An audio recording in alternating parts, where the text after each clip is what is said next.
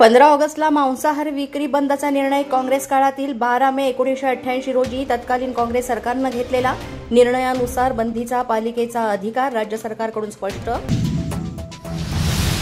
दादरमधील आंदोलनाच्या पार्श्वभूमीवर मराठी एकीकरण समितीला पोलिसांची नोटीस. कबूतरखाना कायमचा बंद करण्यासाठी मराठी एकीकरण समितीचं आज आंदोलनाच्या पवित्र्यात. जैन समुदायाला उत्तर देणार.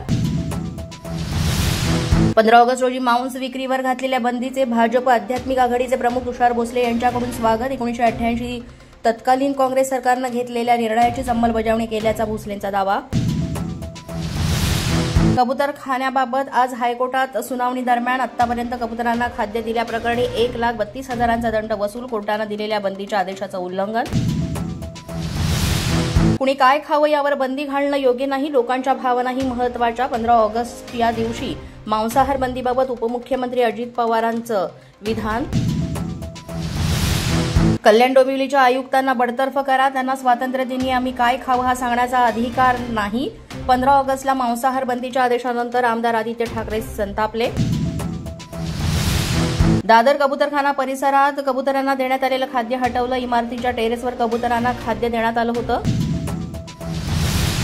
कबुतरांच्या विष्ठेमुळे मुलांना फुफ्फुसाचे गंभीर आजार, फायब्रोसिसवर औषधही परिणामकारक ठरत नाही. कबुतरांच्या धोक्याबद्दल डॉ. सुजित राजन यांचं मुंबई हायकोर्टात प्रतिज्ञापत्र सादर.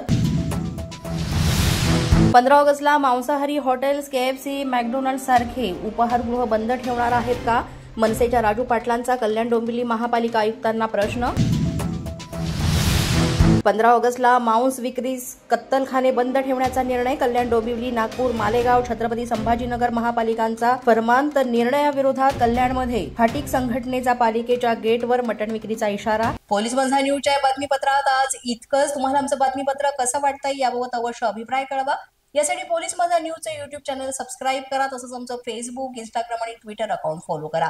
अधिक माहितीसाठी आमच्या www.policemazhanews.com या वेबसाईटला भेट द्या. आमचे अधिकृत प्रतिनिधी व्हायचं असेल तर स्क्रीनवर दिलेल्या क्रमांकांवर आजच संपर्क साधा. आजच्या बातमीपत्रात इतकंच. पुन्हा भेटूया पुढील बातमीपत्रात. तोपर्यंत पाहत रहा पोलीस माझा न्यूज.